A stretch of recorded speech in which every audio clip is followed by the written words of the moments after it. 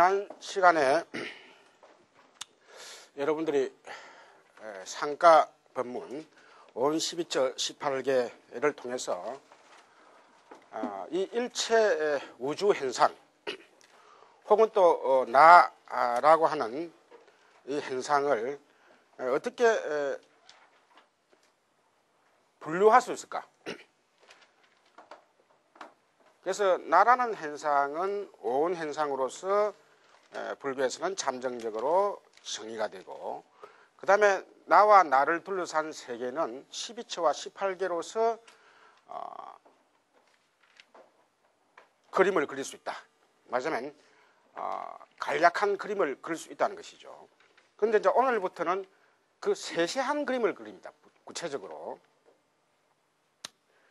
우리가 상가 법문 중에서도 18개를 조직한, 말 그대로 숫자가 18개니까 상당히 나와 그 주위 세계를 혹은 그 관계를 상세히 풀이한 것 같지만은, 그러나 세세한 일반 개개인의 사람들이 마음을 낼 때 우리가 안입이 설신이 는 누구나 다 갖고 있습니다. 사람으로 태어난 모든 사람들은 안입이 설신이 다 갖고 있는데, 또 역시 다 작용을 하고 있습니다. 근데 그 작용을 하는 강도는, 잠깐만, 강도로 해야 되나 강도로 해야 되나? 작용을 하는 그 강도는 사람마다 차이가 있습니다.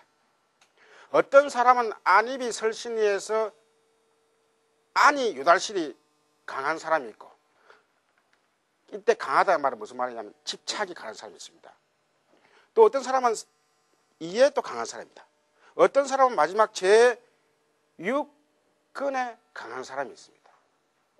뭐냐면 강하다 이 말은 뭐냐면 그 생각이, 우리가 중생들은 대부분 다 우리가 중생에도 여러 그 부류가 있지만도 인간세와 일반 그 축생, 동물의 세계가 다른 게 뭐냐면 제6의근이 인간 세계는 아주 강하게 발달되어 있습니다. 우리가 사람 안에도 역시 우리가 크게 보면 동물 세계와 인간 세계라죠. 사람 가운데서도 이 6근이 말 그대로 우리가 육근 청정이라 하지만도, 육근 청정은 부처님의 경지에 가신 분이 육근 청정이고, 전부 다 육근이 다 오염되어 있습니다. 그런데 그 오염도가 마치 우리가 한강의 오염도, 낙동강의 오염도, 호주의 뉴질랜드에 있는 그 강의 오염도가 다르듯이 사람들마다 오염도가 다 다릅니다. 그 오염도가 다르니까 당연히 거기서 배출되는 물도 차이가 납니다. 사람의 마음 씀씀이가 개개인들마다 다 차이가 납니다. 그 개별적으로 차이가 어떻게 나며 또 그것을 정화시키려면 어떤 구조로 정화시켜야 되나? 만약 정화시키려면 우리가 강물에, 예를 들면 우리가 여기에 한강이 오염됐다 하면은, 한강은 워낙 크니까 요 구체적으로 요 중량천이나 요 양재천이 오염됐다 하면은, 그 좀 옛날에는 뭐 오염됐다 하면 누가 그 꾸중물을 냈는지, 어떤 회사에서 화학약품을 버렸는지 잘 못 찾았습니다. 그래서 그걸 막을 수가 없었어요. 그런데 요사이는 워낙 기계가 발전되어 있다 보니까 분석을 통해 가지고, 이거는 어느 X 회사에서 반몰래 비가 좀 온다고 살짝 그랬구나. 그럼 그걸 딱 막아버려야 됩니다. 어떤 경우에는 서너 회사가 잡힐 수도 있고 한 회사가 잡힐 수도 있습니다.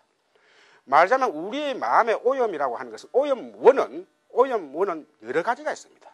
오염원은 우리가 크게 생각해 가지고 우리가 6권 6개의 창문을 통해서 오염된다 하자면, 사실 그 오염의 그 가지는, 그 근원은 많이 있습니다. 그래서 후대의 아비달마 학자들이 이 마음을 세세하게 나누는 것이죠. 역시 마음도 세세하게 나누고 물질도 세세하게 나눠가지고, 왜냐하면 사람들마다 다 오염도가 다르기 때문에 어떤 사람한테는 우리가 탐진치, 예를 들어 가장 우리가 그 비근한 예가 바로 이 탐진치, 우리가 마음의 심소 중에서도 우리가 가장 그 삼독이라고 표현하죠. 그래서 대표로 삼독 세 가지지만도 지금 이제 우리 여기 5275법에서는 46가지로 세분화시킵니다. 46가지로. 그런데 당연히 세분화시켰으니까 사람들마다 갖고 있는 그 오염도 측정을 기계가 우리가 마치 발달되면은 세세하게 측정할 수 있듯이 우리의 심리도 세세하게 가지 분류를 해 놓으면은 사람들마다 각자 거기에 맞는 그 대치법을, 치료법을 만들 수가 있습니다. 그래서 지금 우리가 5275법 하면은 사실 5위라는 그 의미보다는 75법에 더 중점이 있습니다. 75법에. 그러니까 먼저 5위라는 게 나왔기 때문에 이 5위는 우리가 그 5인 12처 18개를 나누는 그런 부르법하고도 같이 맞물립니다. 말하자면은 우리가 오음법은 또 빨간색입니다. 오음법은 5가지로 나눴지만도 오음법 안에는 무위법은 안 들어갑니다. 무위법은 안 들어가기 때문에 색수상 행식이 다 유의법이죠. 그런데 이제 12처 18개에는 무위법이 들어간다고 그랬습니다. 이 무위법이 12처와 18개에서는 어떤 이름으로 된 그 항목에 포함될 수 있죠? 아시는 분? 제가 일반적으로 하는 것보다도 몇 분이라도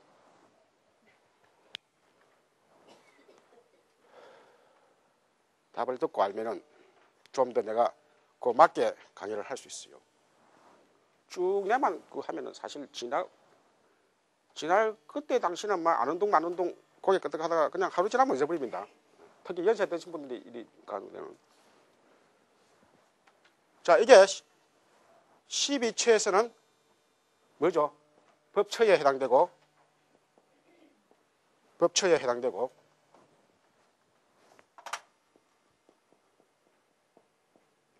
18개에서는 뭐에 해당되죠?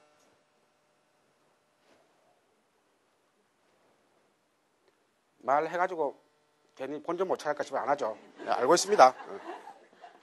이거는 법계입니다. 이게. 자, 12처 18개 때 법계 속하죠. 자, 이것은 우리가 법처, 법경하면 다 이 정신현상을 말합니다. 정신현상. 그래서 이 무위법이라고 하는 것도 결국은 정신현상 중에서 생멸 번뇌가 있으면 유의법인데, 그래서 이제 우리가 유의법, 무의법이 나눌 때 유자 위가 붙으면은 이것은 인가에 매이는 것을 유의법이라고 합니다. 그럼 인가에 매이지 않은 건 무의법이 되는 거예요. 그 다음에 유루무루는 번뇌가 증가하느냐 증가하지 않느냐에 따라서 유루무루 나눈다 했죠. 자, 그래서 여기 보면은 결국 우리가 대부분의 이 사바세계의 현상은 우리가 흔히 말 사바세계 하지만 이걸 이제 우리가 심리 철학적으로 우주론적으로 개념을 지을 때는 이 사바세계라는 것은 유의세간입니다. 유의세간. 부처님의 세간은 무슨 세간입니까? 그럼 무의세간입니다. 자, 이건 다 우리가 부처님의 경지가 어떨 것이다. 부처님의 경지는 등등등 하는 우리 마음으로 생각을 하죠. 또한 그 정신현상 아닙니까? 이게 다 법체에 다 법계에 속합니다. 자, 그래서 이제 이 5275법은 이 유의와 무의라고 하는 그 틀을 가지고 여기 유의법을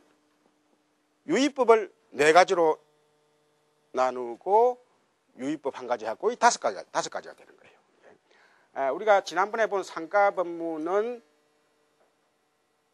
기본은 유의법에 근거를 두면서 그러면서 우리의 육권, 내와 나의 그 감각기관과의 관계를 통해서 일체를 논했다. 뭐냐면 그 분류했다 이렇게 볼 수 있는. 우리가 여러분 지금 그 분류 자꾸 하지만도 우리가 이 세상을 분류하는 방법은 기준에 따라 여러 가지 분류할 수 있습니다. 우리가 대표적으로 남녀 이렇게 분류도 할 수 있고 한국인, 중국인 분류도 할 수 있고 그 분류법은 얼마든지 있을 수 있습니다. 그럼 그 분류법을 통해서 분류하는 재미를 느끼려 하는 그게 아니고 결국은 그렇게 분류를 함을 통해 가지고 한국인은 한국인 나름대로 그게 맞는 좋은 것을 줄 수도 있고 나쁜 것은 떼낼 수도 있습니다. 중국은 중국대로. 이게 분류법이라는 게 그 기준에 따라서 얼마든지 분류할 수 있습니다. 자, 이렇게 그래서 이제 5위 70회 때 5위는 이렇게 유의와 무의로 나누면서 이 유의법에서 특히 아까도 말씀드렸듯이 이 신법을 세분화하는 데 있습니다. 신법을.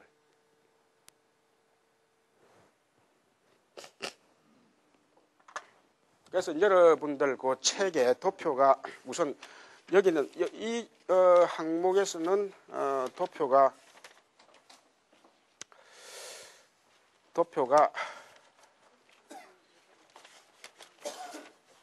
이 항목에서는 도표가 안 도는데 그 뒤에도 몇 페이지 혹시 찾으신 분? 예? 그렇죠. 96페이지. 예, 잘 찾았습니다. 미리 공부를 하셨네요. 이 도표가 지금까지 우리가 5인 12처 18개와 이 5위법을 잘 종합적으로 정리를 해놨습니다. 그래서 지금 이제 5위가 먼저 나왔죠. 거기 보면은 아비달마 계통에서는 색법을 먼저 냅니다.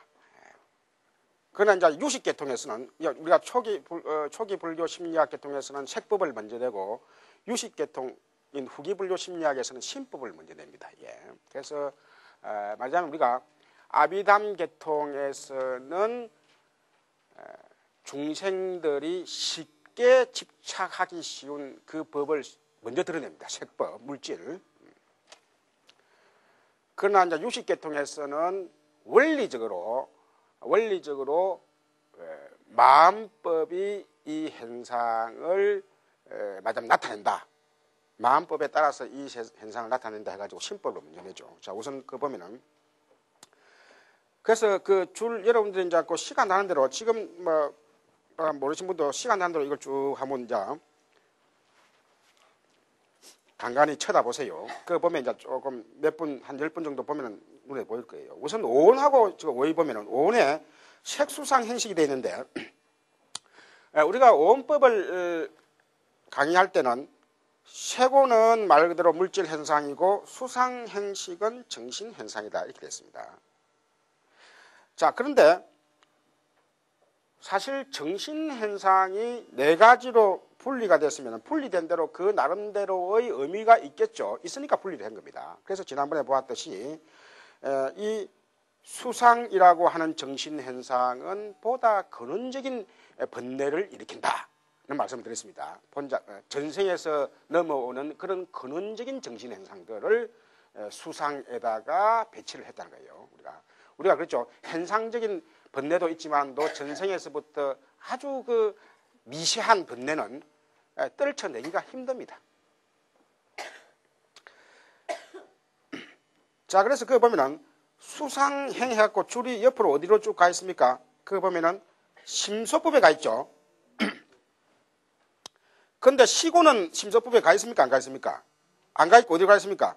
신법에 가 있죠. 자, 이게 이제 우리가 오온법에서는 이게 정신현상이 사실 어느 정도 차이 나도 뭔가 조금 차이 나겠지. 혹은 또 뭐 근본적인 번뇌랄까, 혹은 또 현상적인 번뇌랄까 이런 식 차이가 나겠지 생각했지만도 요 지금 보면은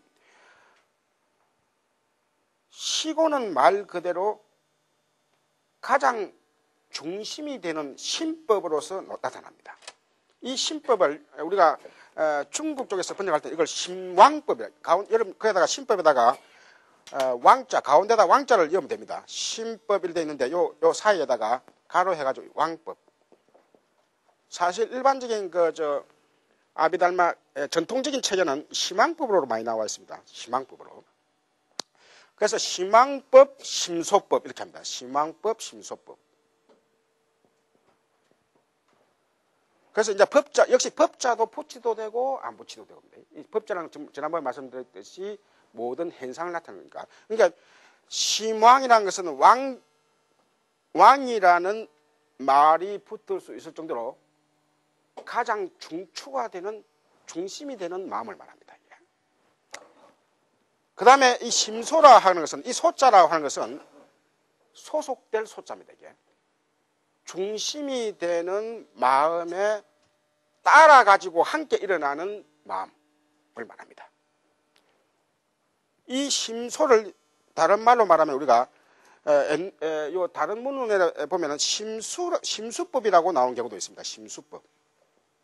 이 숫자가 숫자입니다. 그러나 이때 숫자라고 하는 것은 불교 용어로서의 숫자는 범주,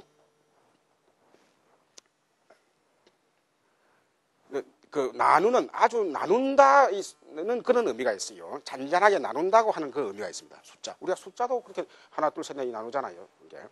그러니까 심왕이라고 하는 것은 마치 왕이 뜨면은 왕이 중심이 돼가지고 나머지 신하들이 쫙 따르면서 어떤 데를 시찰을 할 때 왕은 왕대로 신하들은 신하대로 관찰을 합니다.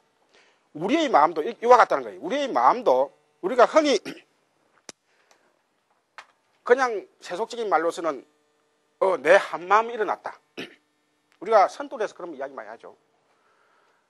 한마음이 일어났는데 그 한마음이 어디로 가느냐 이러니까 사람들은 눈이 오끔합니다. 그런데 그 말에 이제 많이 쏙습니다. 야, 내 마음은 한마음이 일어나는구나. 그런데 이 아비달마를 중심으로 한 불교의 전통적인 구조는 뭐냐면요. 이때 아까 한마음 할 때 이 심왕법을 말합니다. 심왕법. 왕이 마치 둘이 없듯이 왕이 하나 있을 때 그걸 왕이라고 하듯이 우리가 18계에서 근과 경이 만나서 식이 일어난다고 했습니다. 그래서 안근과 색경이 만나서 뭐가 일어났죠? 안식이 일어났죠. 안식 해가지고 쭉쭉쭉 어디까지 갔죠? 마지막에 의식까지 일어났습니다. 그래서 이게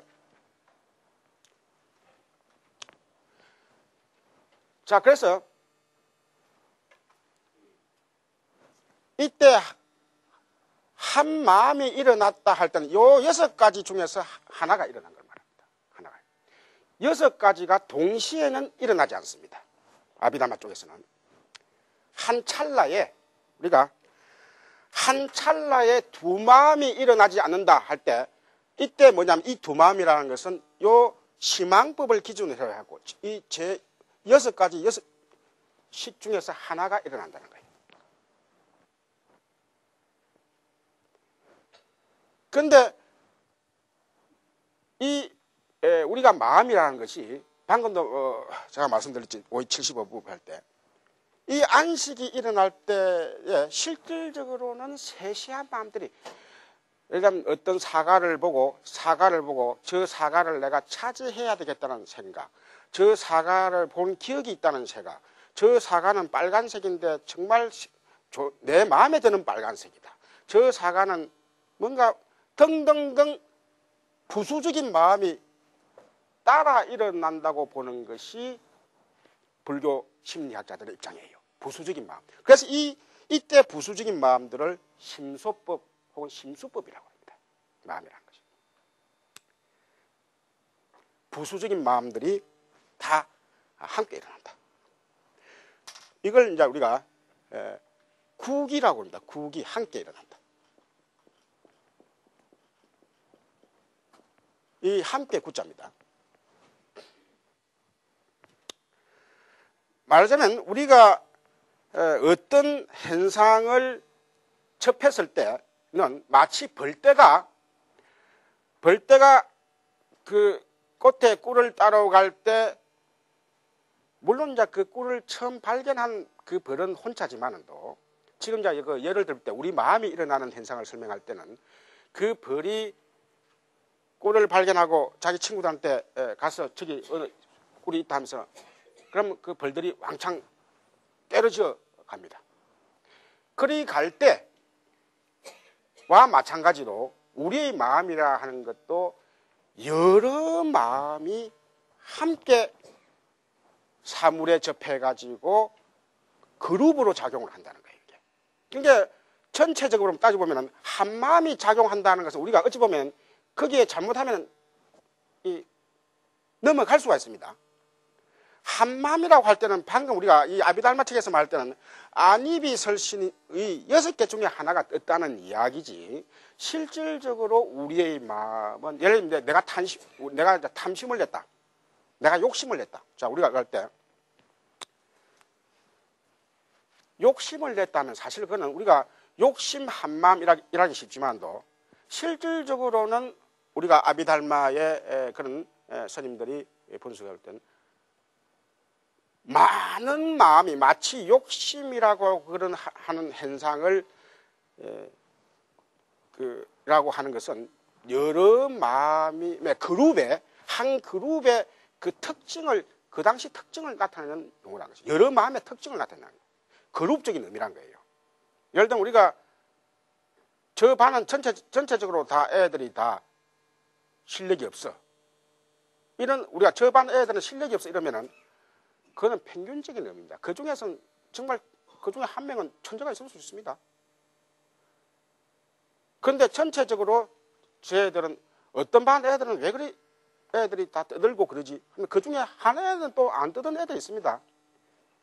사실 우리가 어떤 한 마음으로서 탐심이 일어났다고 하지만도 실질적으로는 우리가 불교적인 견지에서 볼 때, 전통적인 불교적인 견지에서 볼 때는 탐심이라고 하는 것은 이 심소법에 해당됩니다. 심소법에. 그래서 말하자면 부수적인 법이라는 것이죠. 부수적인 마음이라는 거예요. 부수적인 얼마든지 떼낼 수가 있는 거예요. 마치 우리가 기계가 전체적으로 자동차가 박삭됐다 하면 자동차를 새로 사야 되지만도 그 중에 어떤 부분이 잘못됐다면 그만 갈면 됩니다. 말하자면 우리가 마음이 오염이 됐다고 하는 것은 전체 한 마음이 오염된 게 아니에요. 그러면 우리가 그래서 이게 여러분들이 그 선돌이의 그 마음이 뭐 어디로 와서 가느냐, 어디로 뭐 등등등 여기에 그 기본적인 그 하두를 던지는 그 의미를 모르면은 평생 고생합니다. 말하자면은 진짜 마음이 한 마음이 일어나 가지고 한 마음이 가는 걸로 그렇게 생각합니다. 예. 그러나 이게 아비달마에서 이미 다 그걸 분석해 놨어요. 말하자면 한 마음이라고 할 때 그 한 마음은 지금 말하면 우리가 이 심앙법을 말합니다. 심앙법. 그래서 우리가 그런 것도 마음이 어디로 와서 어디로 와가느냐 이런 문제는 우리 이미 경설상으로도 다 안식이 일어날 때 온 곳이 없고 간 곳이 없이 일어난다 등등등 이 표현들이 다 있습니다. 기본적으로. 자, 그래서 우선 제가 말씀드린 것은 여기서 심앙법과 심소법을 서로 상응시켜서 이제 상응이라는 말이 이제 자주 나옵니다. 서로 관계해가지고 일어납니다. 이게 그러니까 말하자면 요새 말로 말하면 시스템으로 일어난다는 거예요. 시스템으로. 이제. 자, 그래서 지금 그 수온과 우리가 오온법에서 수온과 상온도 자 심소법에서는 이름이 어떻게 바뀌었냐면은 어떻게 바뀌었습니까?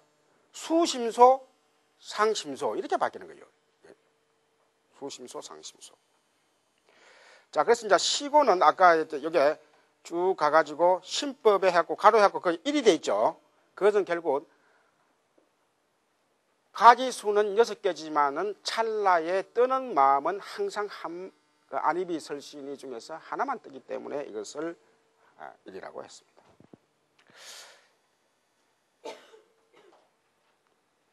그 다음에 저 위에 그 색법에 하나 더 첨가될 게 뭐냐면요. 색법은 오음법에서 볼 때는 세곤인데 12처에서 볼 때는 뭐에 해당되냐면 오근과 오경이 다 해당됩니다. 근데 그 하나 첨가된 게 무표색이 첨가가 되어 있습니다. 무표색. 우리가 인도의 불교 중요한 그 아비달마 학파로서 설일체 유부인 경우에만 이 무표색을 인정을 합니다. 무표라는 말 그대로 드러나지 않는 색이죠. 나타나지 않는 색이죠. 우리가 색하면은 뭔가 드러나야 됩니다. 모양과 색깔을 가지고 있어갖고. 그런데 드러나지 않고 잠재된 색이 있다는 것이. 그걸 이제 무표색이라고 일단 정의를 한 겁니다. 그래서 우리가 업이 전달될 때 시간을 두고 전달될 때 그 시간 간격을 뛰어넘어 갖고 나타나는 현상들. 예를 들면 우리가 어떤 사람들은 말하자면 뒷골목에서만 놀다 보니까 자연적으로 한 1년 지나면 얼굴이 뒷골목 애들 같이만 돼버립니다. 그런데 어떤 사람은 정말 산속에서 수도한 사람만 놀다 보니까 나중에 보니까 얼굴에서 영뭐 강체가 납니다. 자, 얼굴에서 강체가 난다. 얼굴의 모습이 뒷골목 모습으로 됐다. 뒷골목이랑 좀 이상하지만도 그게 이제 모양이 그렇게 되나버리는 것이죠. 보이지 않는 가운데서 잠재돼 가지고 이렇게 전달됩니다. 그걸 무표 색법적인 이야기로 할 때는 무표색이 되는 것이고 업적으로 이야기할 때는 무표업이 됩니다. 그래서 이제 우리가 수도하시는 그 스님들이 수행인들이 그렇게 수도를 통해서 위가 갖춰지는 그런 하나의 그 방법을 이 무표색으로서 설명을 합니다. 물론 이제 그 경량부라고 그 학파는 종자 개념으로서 이걸 설명을 해요. 이건 이제 조금 이제 여러분들한테 어렵지만은도 그 용어 자체가 일단 우선 그렇게 대비된다. 그래서 이제 그 종자라고 하는 그 개념은 뒤에 구체적으로 강론에서 놓을 때 말씀드리도록 하겠습니다. 자, 그래서 이제 그게 되고 그 다음에 그 밑에 보면은 그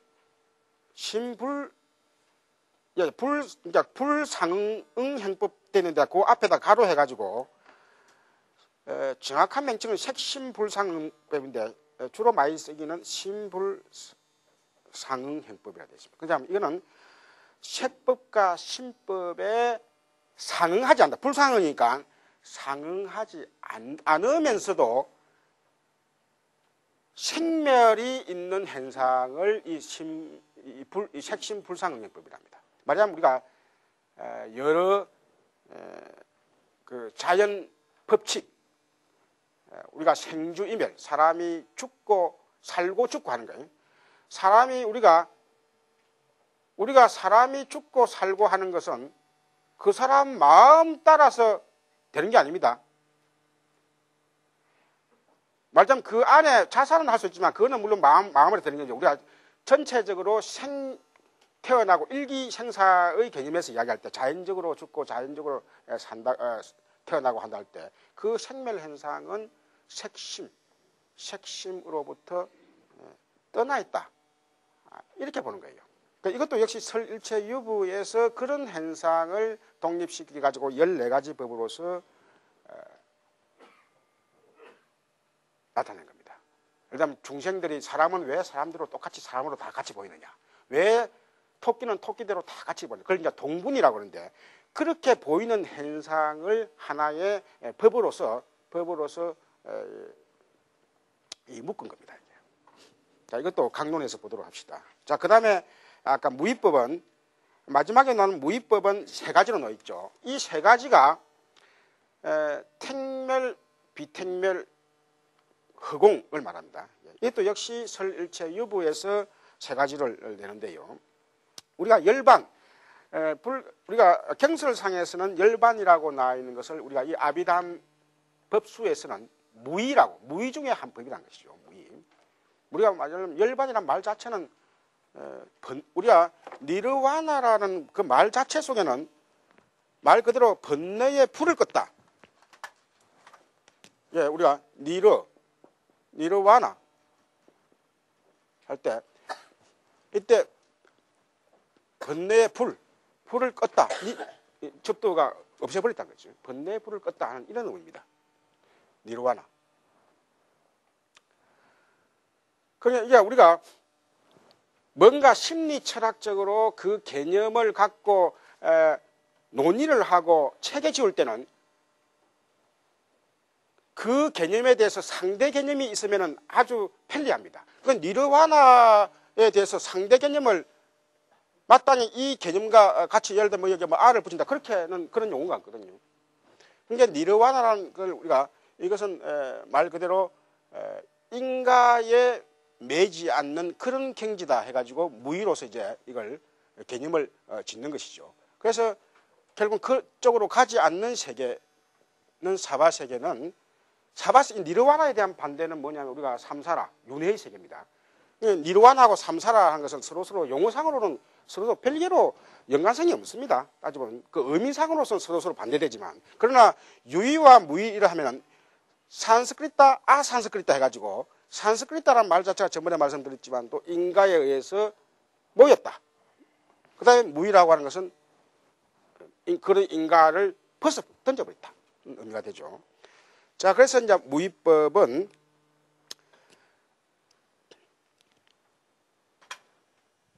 우선 오늘은 이 5275법의 큰 틀로서 소개하는 의미로 말씀드리겠습니다. 그래서 구체적으로 이제 강론에서 보는데 택멜이라고 하는 것은 아까 구체적으로 어떤 사람의 그 독특하게 일어나는 그 번뇌를 완전히 택해가지고 택자가 선택할 택자입니다. 택해가지고 매려버린 걸 말합니다. 그러니까 이 아비달마에서는 번뇌는 종류가 많아가지고 각자 각 번뇌마다 각계 격파를 해야 되는 거예요. 그러니까 택멜이란 게 하나겠습니까? 여러 개겠습니까? 사람에 따라서 여러 개입니다. 그래서 도를 이루기 마지막 그 한 찰나 전에는 물론 그 하나 번뇌가 하나 남아 있었겠죠. 그러니까 아직 도인이 안 된 거죠. 마지막 번뇌를 딱 떨쳤을 때 그때 이제 무의의 세계, 무의의 세계로 넘어가는 거예요. 근데 그때 물론 이제 우리가 욕심이 어떤 사람이 욕심이 많다, 성능이 많다 등등 사람이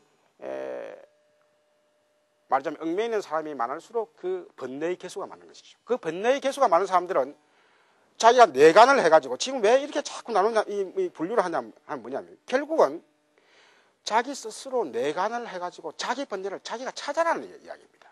자기 번뇌를 찾아가지고 뭉뚱그르게 내 번뇌를 없애야 된다라면 이게 사실 말은 그럴듯하지만은 우리가 아비달마의 입장에서 볼 때는 그렇게 두리뭉실하게 예를 들면 우리가 선도리의 그런 두리뭉실한 말들은 말은 그럴듯하지만은 실효성이 없다 이렇게 봅니다. 사실.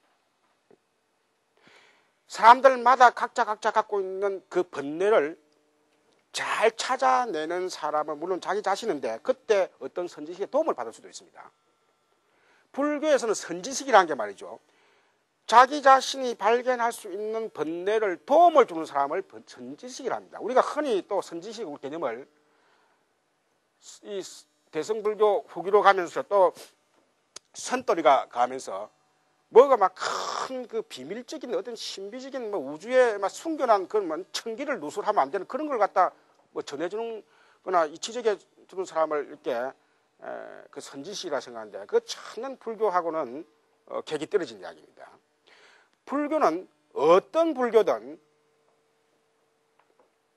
어떤 법문이든 그것이 법문으로서 불교 이야기다. 석가모니 부처님의 본뜻을 이어받아 비록 표현은 다르지만 그것은 번뇌를 떨친다고 하는 그 대전제를 절대 벗어나면 안 됩니다.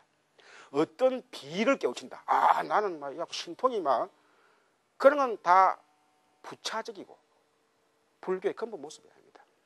말하자면 지금 택멜이라고 하는 것도 결국 뭐냐면은 사람들마다 갖고 있는 번뇌 덩어리가 강도도 다르고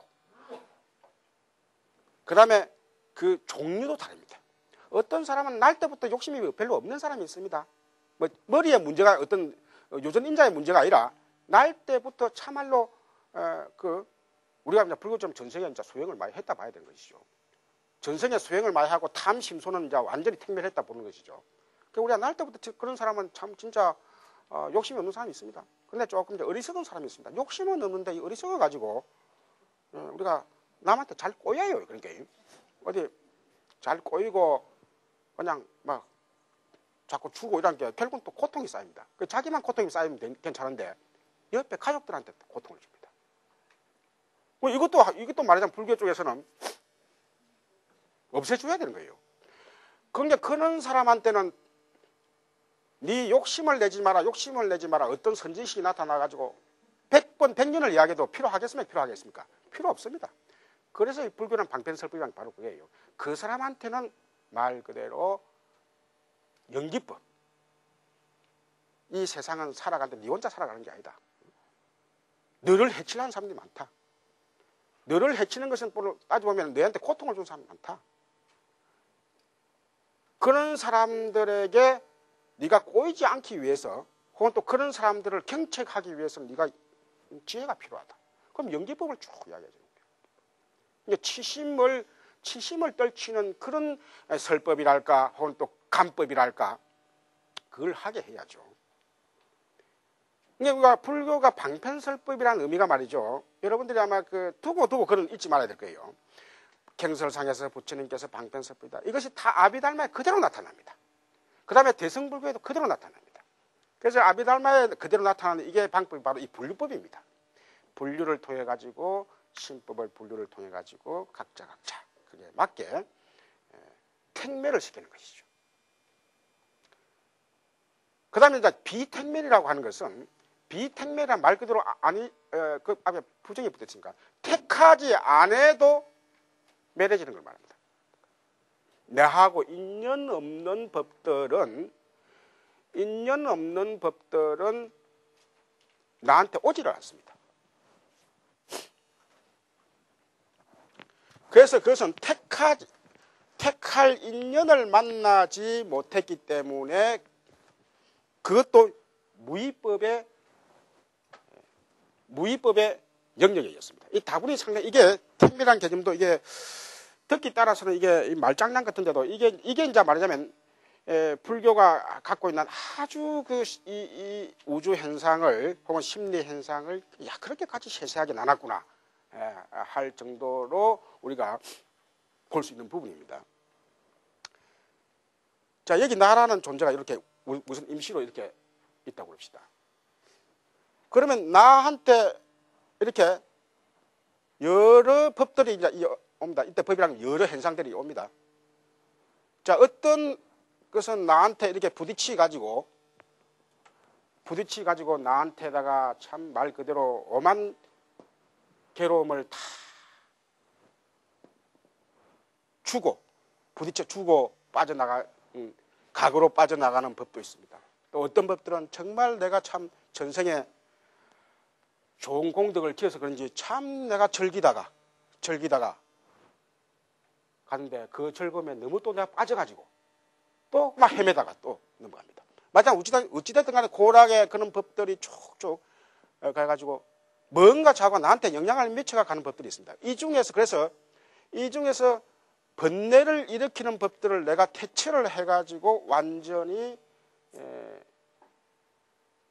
소멸시켜 버렸을 때, 내가 싸워서 소멸시켜 버릴 때는 그거는 아까 말했던 택매법이 되지만도 그냥 나와 인연이 없이 그냥 지나가는 법들이 있습니다. 나와 인연이 없이.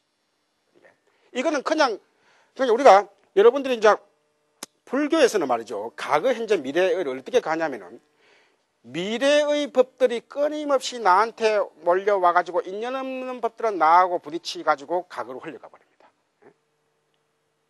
자, 이럴 때 나를 중심으로 해가지고 현재 좀 어려운 이야기만 한데 여러분들 과거, 현재, 미래를 어떻게 나누겠습니까? 이렇게 물으면 조금 하도적인 발상이 일어납니다. 과거, 현재, 미래가 어떻게 되나요?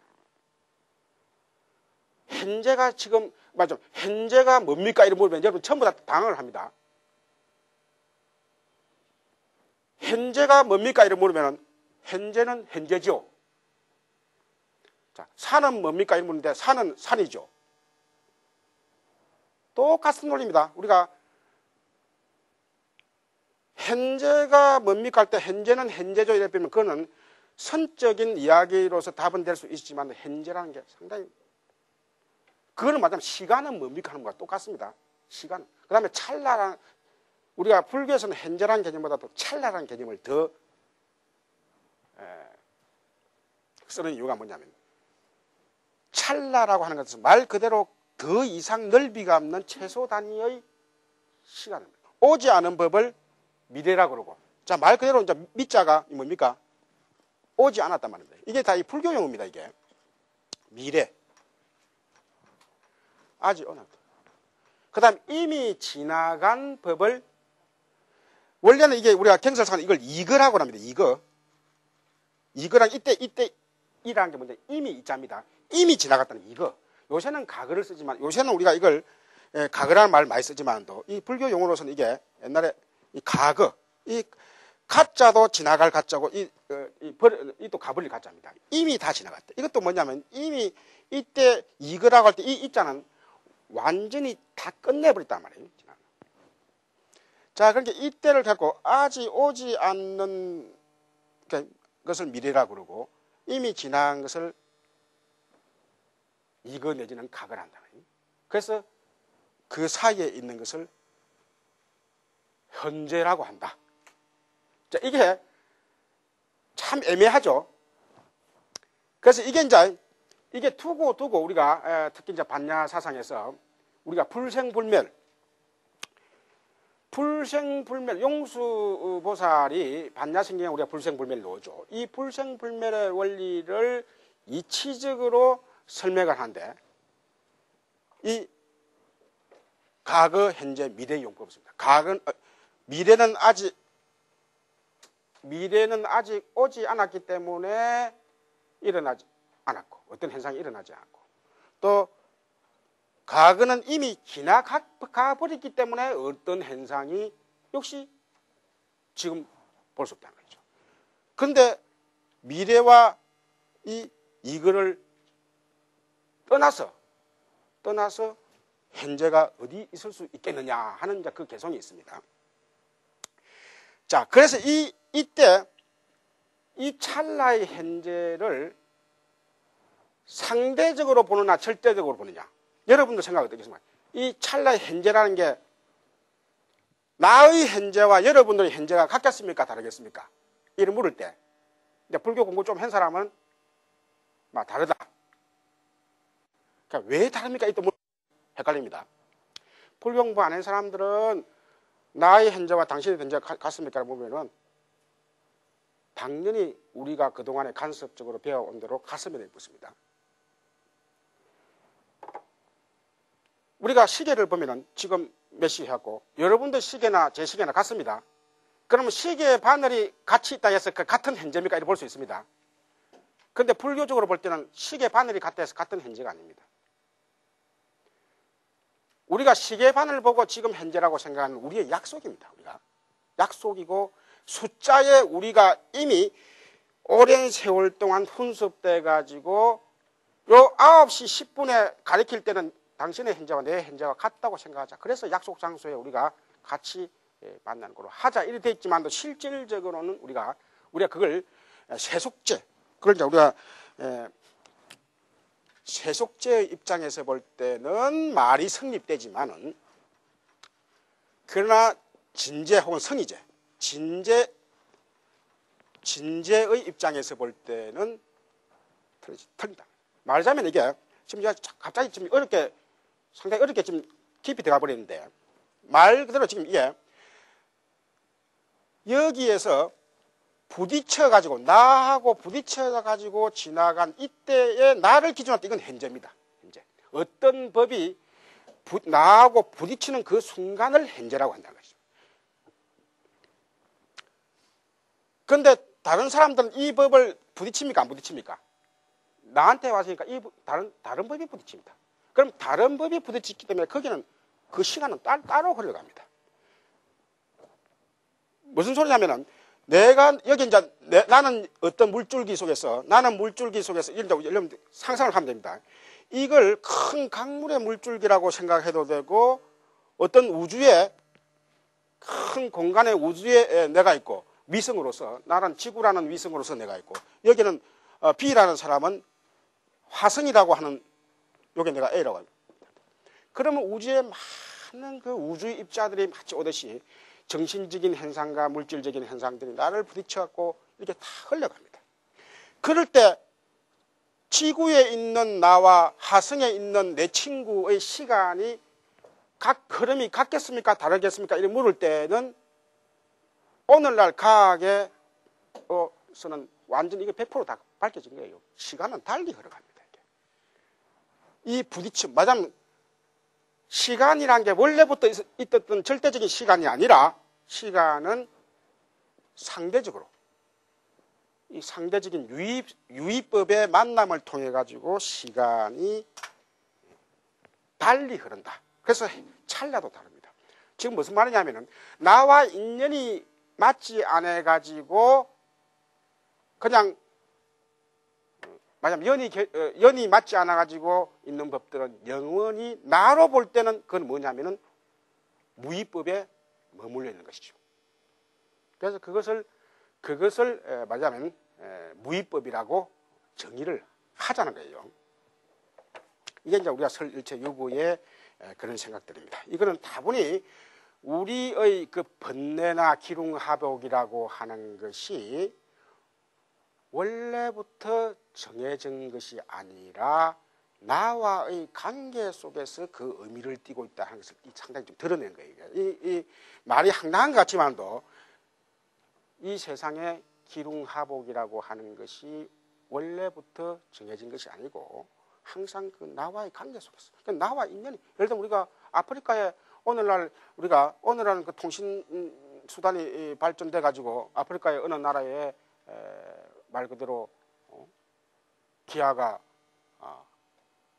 많다 이러면은 그 TV 그 현상을 보고도 우리가 상당히 괴로워합니다. 내가 참 어떻게 하지 못한 데 대한 안타까움 등등. 그러나 만일에 우리가 한 1000년 전에 그런 통신 수단이 없이 아프리카에 일어나는 그런 현상들이 나한테 내 인연이 맞지 않아가지고 나한테 따라오지 않을 때 그로 인한 나의 번뇌는 일어나지 않습니다. 이제 그런 경우의 예로서 그것을 비택멸로 본다는 것이죠. 그 다음에 이제 이 허공은 물질에 대한 물질이 장애되고 변천하는 것을 물질이라 그러는데 허공은 그런 장애되고 변천하는 것이 없기 때문에 허공도 무의법에 둔다는 거예요. 자, 그런데 오늘 일단 이제 큰 구조는 알았으니까 우선 요 도표를 이제 지금 오늘은 소개하는 의미에서 보고 이 가끔 이제 이 도표를 올 겁니다. 자, 이제 좀 중간에 설명이 또 조금 진행된 이후에 또 보고 하면 여러분들이 막바지는 눈에 이제 확연히 들어올 수 있습니다. 자, 그래서 오늘 우선 또 원래 페이지로 넘어가 가지고 자, 그래서 57페이지로 넘어오세요. 57페이지에 보면은 그 색법을 먼저 이제 설명을 합니다. 물질적 존재라 되어 있습니다. 그래서 불교에서는 일찍부터 58페이지로 넘어있어요. 시간 관계상 아까 앞에 그 57페이지 그거는 제가 조금 전에 강의한 데서 다 들어가 있습니다. 58페이지 첫 줄에 보면은 색이란 물질 일반을 말한다 해갖고 그 루파 원어가 나와 있습니다. 루파라고 하는 그 말 자체 속에 어원적인 말뜻 속에 변천하고 그 보면 교멸이라 돼 있죠. 이게 이제 변천한단 말이죠. 변천해서 사라진다는 뜻입니다. 그 다음에 여기 그 뒤에 보면은 애성이란 말, 공간적 점유성이라고 넷째 줄 정도 내려오면은 공간적, 그 장애하는 존재. 말하자면 물질이라고 하는 것은 말 그대로 그걸 친단 말이죠. 다른 존재가 거기에 들어오려고 하면은 장애를 느끼게 한다는 것이죠. 그게 이제 물질. 우리가 오늘날 물질이라는 의미가 정리가 그랬습니다. 여러분들 이제 물질이 뭡니까? 이렇게 물으면 이제 대답할 수 있겠죠. 변천하고 장애되는 것을 물질이란다. 자, 그 다음에 이제 극미, 물질에서 그 쭉 내려오면 물질의 최소 단위를 극미라고 한다. 이제 불교적인 이 극미 개념이 나오는데요. 말 그대로 극미라면 아주 궁극적인, 우리가 궁극질 극자입니다. 이게 미자라는 것은 아주 미세할 미자고. 그러니까 더 이상 쪼개지지 않는 것을 우리가 흔히 그 아톰이라는 그 서양적인 용어를 쓰는데, 불교에서는 이게 이 그에 해당되는 것이 이 극미에 해당됩니다. 최소의 단위라는 거예요. 더 이상 쪼개지. 우리가 이 말은 뭐냐면 더 이상 길이를 가지지 않는 것이죠. 왜냐하면 길이를 가지면은 또 쪼개지니까. 더 이상 길이를 가지지 않는 그 최소 단위를 극미라 한다. 그래서 이제 당연히 이것은 또 눈에 보이지 않죠. 그런데 이제 눈에 보이기 위해서는 이것이 모여야 되는데, 이 최소 단위의 극미는 7개가 모여가지고 7배수의 행태로 해가지고 차츰차츰 그 이름이 달라집니다. 그래서 그 극미는 그냥 극미 하나만 존재하는 것이 아니라 7극미, 7개의 극미가 함께합니다. 그래서 여러분들 아마 이 그림이 지금 눈에 들어올지 모르겠는데요. 이게 요걸 아시겠죠? 요게 평면입니다. 평면에 이게 이제 우리가 흔히 할 때 동서,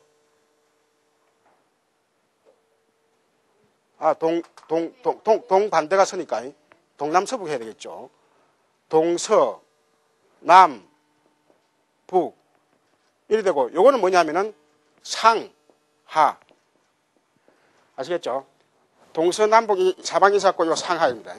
그래서 여기에 각자 극미가 하나 있고 중간에 극미가 하나 있고, 이 7극미가 기본 단위가 됩니다. 7극미. 이 7극미를 1미치라고 합니다. 미치.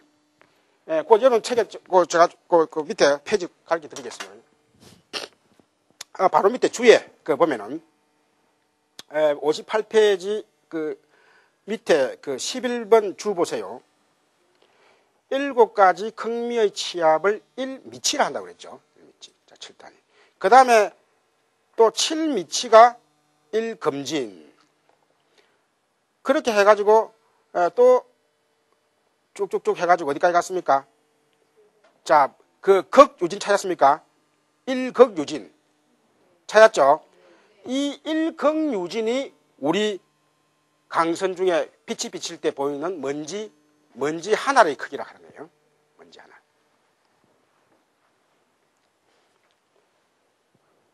그러니까 우리 눈에 떠있는 이 먼지 하나 속에는 계산해보면 수많은 극미가 들어있다는 걸 알 수 있겠죠. 수많은 극미가. 그래서 이제 실질적으로는 요 1극유진을 만으로서도 충분히 이제 우리가 나머지는 또 전개되지만도 실질적으로는 요 1극유진이 우리 강선 중에 흩날리는 이 먼지 입자가 기준이 많이 됩니다. 이때부터 이제 우리 눈에 실질적으로 떠인다는 것이죠. 이게. 그러니까 그게 개수가 얼마나 많겠습니까? 이게 7 곱하기 또 계속 7 곱하기 7을 7번을 계속 해니까 등등등 해가지고 그 밑에 보면은 그 미랄까지도 나옵니다. 미랄 크기 속에는 이렇게 많은 극미가 뭐 있다 해가지고, 사실 이 이제 극미라고 하는 이 개념은 불교에서는 경설상으로서는 이 극미라는 개념이 등장을 하지 않습니다. 경설상에서는 불교에서는 주로 여러분이 색법할 때 색법은 뭐로 이루어졌다고 그러죠? 기억하시는 분? 색법은 물질은 뭐로 이루어졌다 하는 여러분 기억합니까? 4대 및 4대 소조 해갖고 지수화풍. 기억나죠? 그래서 이제 그 4대 및 4대 소조의 그런 이야기가 바로 59페이지에 밑에서 둘의 5째 줄. 그래서 이 극미는 아비달마에서 방금 아까 11번 주에도 나오지만도 인도에서 바이세시카라고 하는 가장 그 과학적인 파가 있습니다. 과학적으로 분석을 하는 학파인데 이 과학적으로 분석하는 학파에서 이 극미라고 하는 이 구조 개념을 가지고 이 물질 현상을 설명했습니다. 그래서 우리가 불교 쪽에서 볼 때도 그거 괜찮은 방법이다 싶어가지고 불교 쪽으로 이걸 이제 갖고 옵니다. 불교 쪽으로 갖고 와가지고 우리 부처님께서 경설상에 4대, 즉 지수화풍 4대를 설했었기 때문에 이 4대와 극미가의 관계를 맺는 것이죠. 그래서 이제 이 극미를 불교적으로 재해석하는 거예요, 이게. 자, 그래서 이제 59페이지에 있는 그 상단에 위에 있는 것은 여러분 우선 두째 줄 보세요. 그거 보면 사극미, 치극미라는 말 좀 설명 잠깐 해야 되겠네요. 이 말은 뭐냐면은 아까도 말씀드렸듯이 극미라고 하는 것은 그 자체로서 눈에 보이지 않는데 아까 강선 중에 먼지 하나의 정도 되면 이제 눈에 보인다는 것이죠. 자, 이때 정말 치극미, 이 치자로 하는 것은 모여가지고 극미가 모였을 때 비로소 실질적으로 눈에 띈다는 것이죠. 예. 그래서 아까도 가지만도 사실 오늘날도 우리가 오늘날 과학의 역사에서도 궁극적인 물질이 뭐냐 하고 지금도 수많은 사람들이 달려들고 있습니다.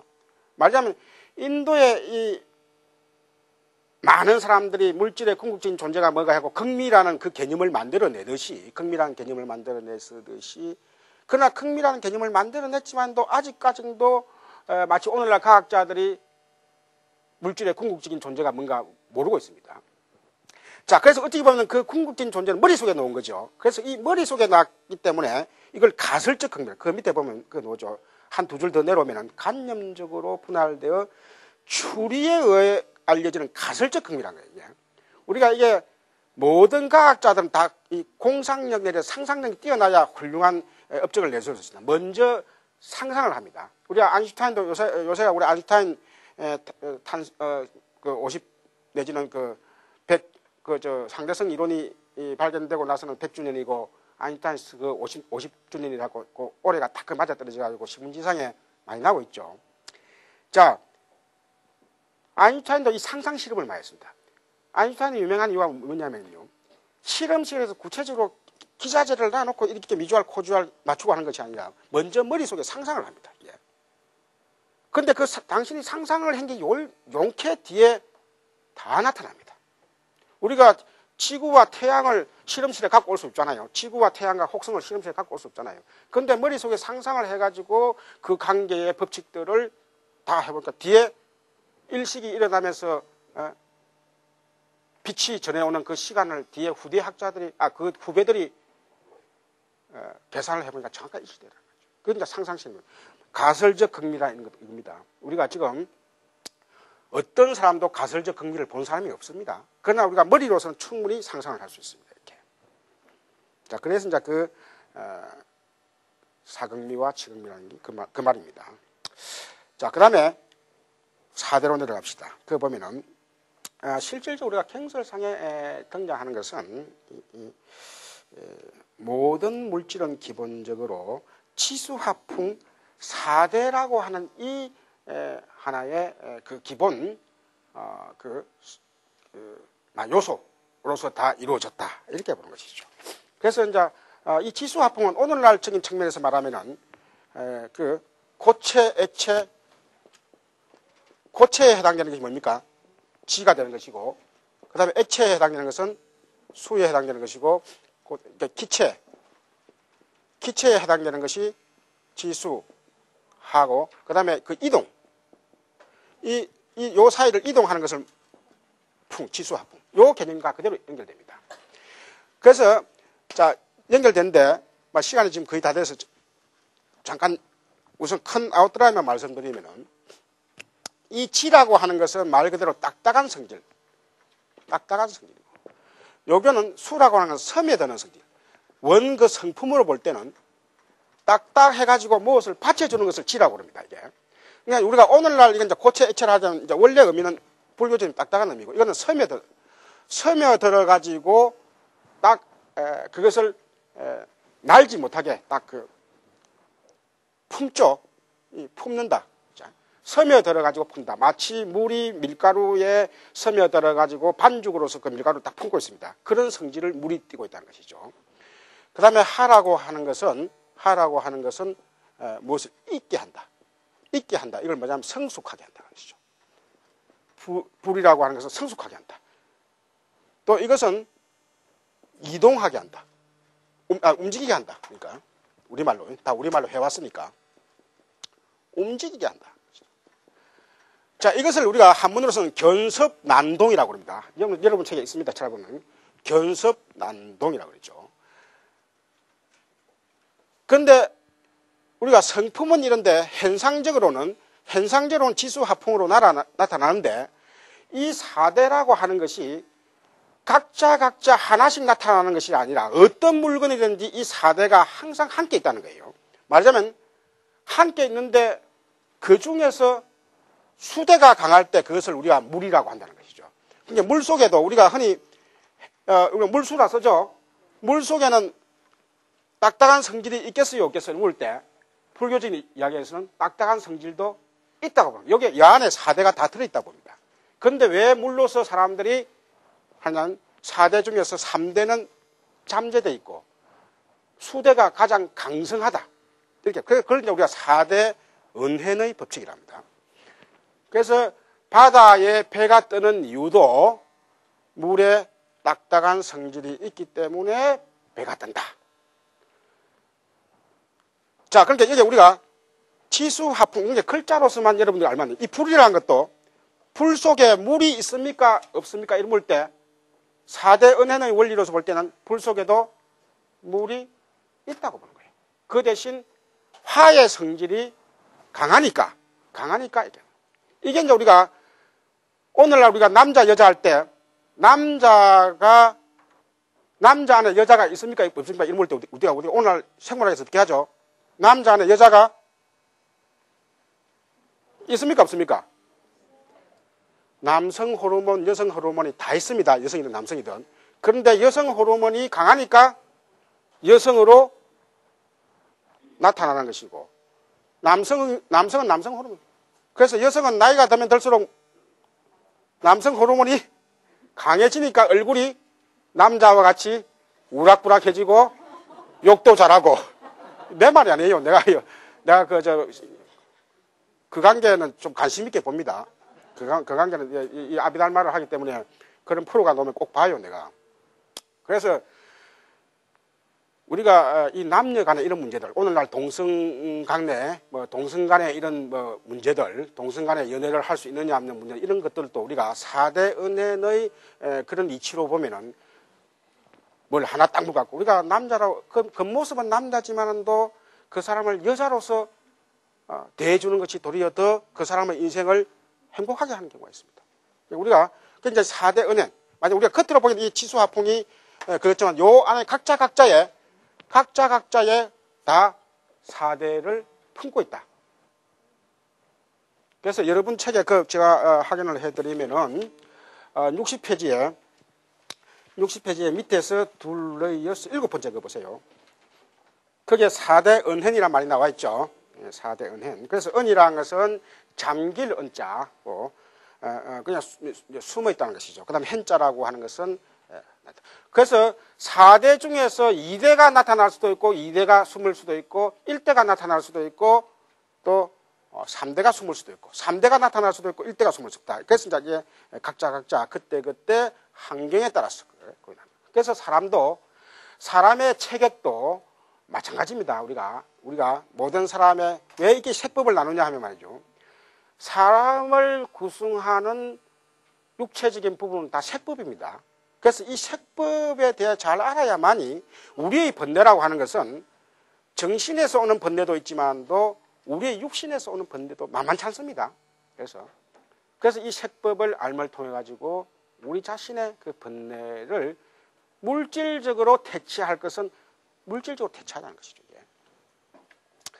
자, 그래서 이제 밑에 46페이지 밑에 4대 소조는 이 4대가 우리가 일반적으로 물질이라 할 때 최소 단위의 물질이라고 할 때는 이 4대 플러스 4대 소조 그래서 그 4대 소조를 색향 미촉이라고 합니다. 그래서 경설상의 4대 및 4대 소조인데 그 4대는 능조, 지수화풍을 말하고 4대 소조는 색향 미촉을 말합니다. 그래서 최소한 물질이라 하면은 4대와 4대 소조가 합해가지고 이걸 뭐냐면 8사라고 합니다. 이게 8사.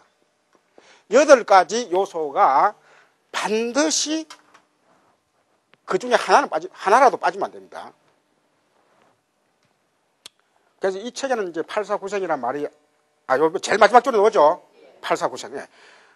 뭐든지 물질이라고 하면 이 8사구생을 갖춰야 된다는 막 그런 의미가 되었습니다. 그래서 그 61페이지 보면은 이 8사구생에서부터 하나하나 첨가돼가지고 이제는 중생이 되는 거예요. 마침 그 비물질적인 그 기세관에서 이제는 생명이 하나하나 생명 활동을 하는 그런 중생이 될 때 여기에 이제 9사, 10사, 11사 등등 해가지고 우리가 생물학적인 그 진화의 원리에서 말할 때는 원생동물에서부터 하나하나 그때 환경에 따라서 그 근이 붙으면서 마지막 인간의 가장 그 고차원적인 제6근이 가장 그 발달하는 그 단계까지 진화되는 것이죠. 말하자면 이게 61페이지와 60페이지는 우리가 물질적인 현상과 정신적인 현상을 이렇게 4대로서 충분히 다 나눌 수 있다, 분류할 수 있다, 막 이렇게 보는 것이죠. 그래서 오늘은 여기까지 하고 시간이 돼서